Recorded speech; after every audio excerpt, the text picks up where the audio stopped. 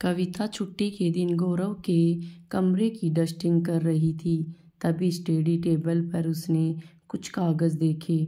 उसे कुछ समझ नहीं आया तो उसने अपने पति गौरव को फ़ोन लगाया और पूछने लगी, हेलो गौरव, आपके स्टडी टेबल पर रखे यह बैंक लोन के कागज़ कौन से हैं? गौरव बोला, अरे कुछ नहीं, वह गलती से किसी का लोन मेरे नाम चढ़ गया था, सही हो गया है अब। गौरव की अटकती आवाज़ ने कविता के मन में शक का बीज बोया। उसे लगा हो न हो गौरव की बात में कोई छिपा हुआ रहस्य है। तो उसने कहा, कमाल है, यह तो पहली बार सुना है कि किसी का लोन दूसरे के सिर पर चढ़ जाए। इतना कहते हुए उसने फ़ोन काट दिया। फिर उसने दोबारा लोन पूरा होने की रसीद कागज़ ध्यान से पढ़े। उनमें किसी व्हीकल का नंबर लिखा था जिसके लिए लोन लिखा गया था।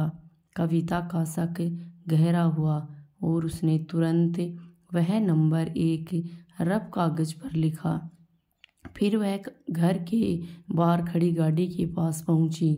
वह गाड़ी उसके जेठ जी की थी। उसने देखा कागज़ पर लिखे नंबर और गाड़ी के नंबर समान हैं।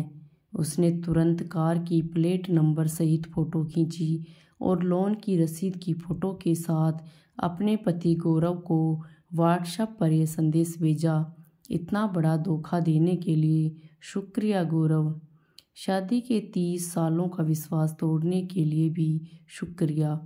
जब किसी औरत का पति ही उसे धोखा दे, अपने भाई भतीजों की ख्वाहिशें पूरी करने के लिए कर्जा तक ले ले, उस औरत के दिल पर क्या बीतती है, यह उससे पूछो। गौरव, मैं यह नहीं कहती कि आप अपने रिश्तेदारों को छोड़ दो। हर रिश्ते को उसका स्थान, उसका हक मिलना चाहिए।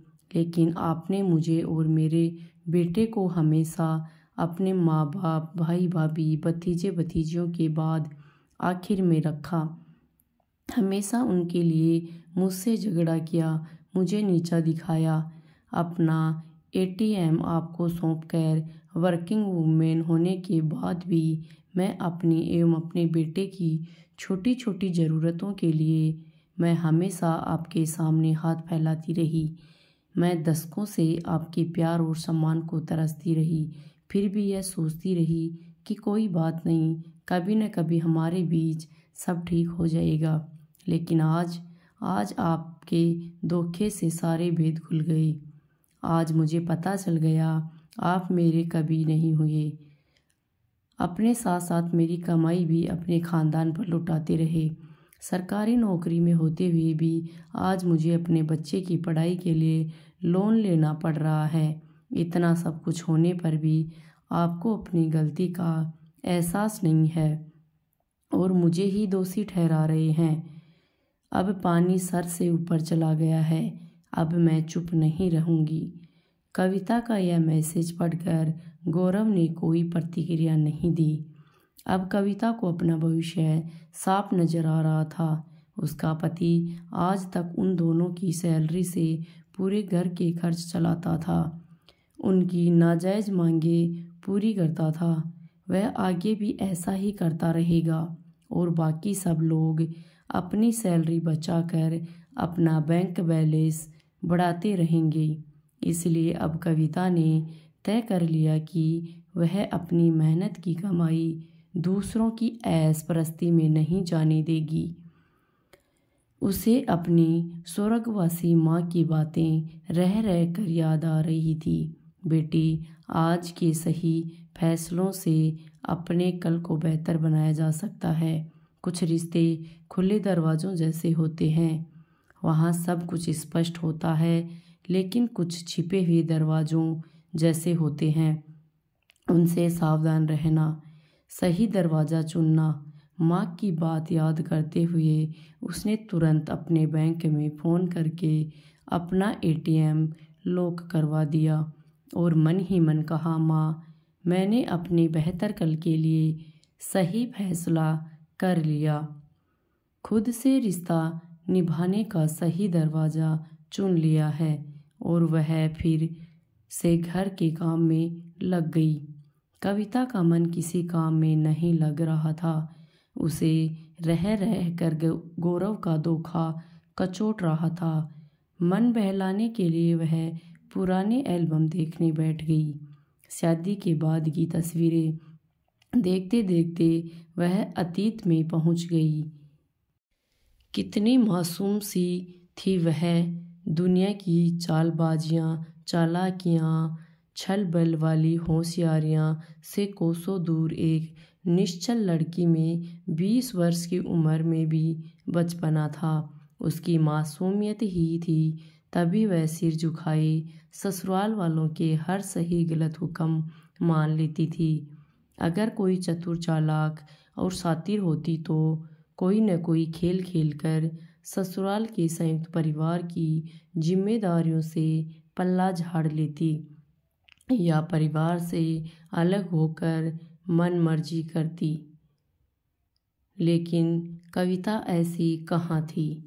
तस्वीरें देखते देखते कविता को याद आया कि कैसे एक बार छुट्टियों में वह कुछ दिन के लिए पीहर गई थी।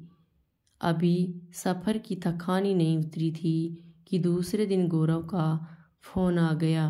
कविता, जल्दी से वापस घर आ जाओ।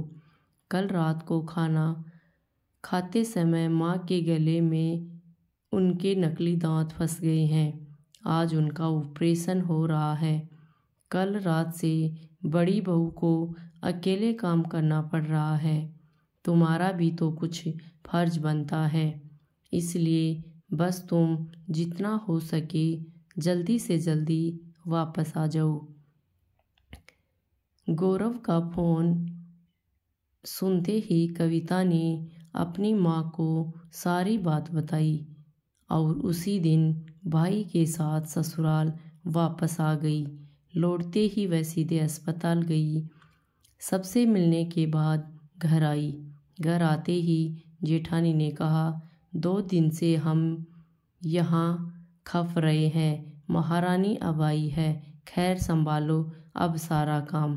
कविता ने कोई प्रत्युत्तर नहीं दिया और सारा काम संभाल लिया ताकि उसकी जेठानी को ताने देने का मौका न मिले। अगले दिन उसकी सास को अस्पताल से छुट्टी मिल गई। छुट्टी मिलने की खबर पाकर कई दिनों तक उनके रिश्तेदार और जानकार सास का पता लेने आते रहे। किचन और घर के रोज़मर्रा के कार्यों के अलावा आने जाने वालों को अटेंड करना, आओ भगत करना, चाय पानी पूछना आदि काम तो थे ही।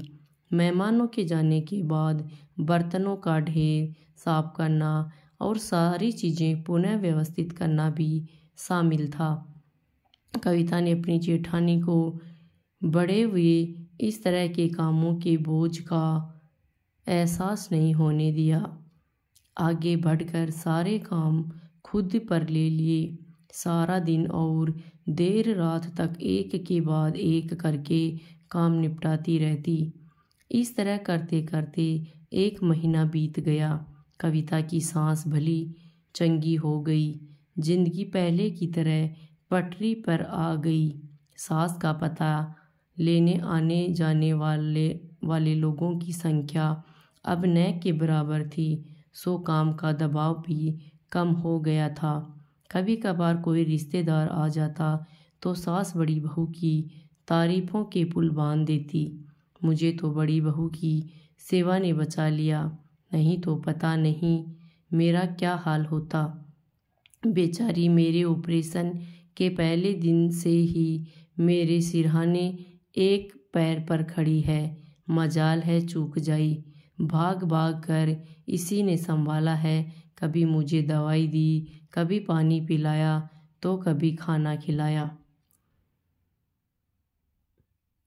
सास की बात सुनकर कविता ठगी सी रह जाती कि इतने दिन उसने जो अपना शरीर गलाया, रात दिन खाना, बर्तन, कपड़े, मेहमान, सारा कुछ संभाला, उसकी कहीं गिनती नहीं।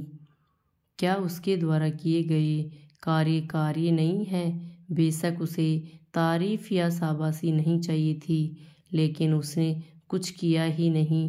इस तरह की भ्रांति रखना या उसके द्वारा किए गए कार्यों को अनदेखा करना क्या सही है? कविता का मन कर रहा था कि वह जाकर गौरव से इन सब सवालों का जवाब मांगे, लेकिन एक बार फिर वह चुप रह गई। तो दोस्तों, आपको हमारी ये कहानी कैसी लगी? अगर कहानी अच्छी लगी तो वीडियो को लाइक शेयर ज़रूर करें तथा हमारे चैनल को सब्सक्राइब ज़रूर करें तथा इस कहानी का अगला पार्ट देखने के लिए कमेंट अवश्य करें। धन्यवाद।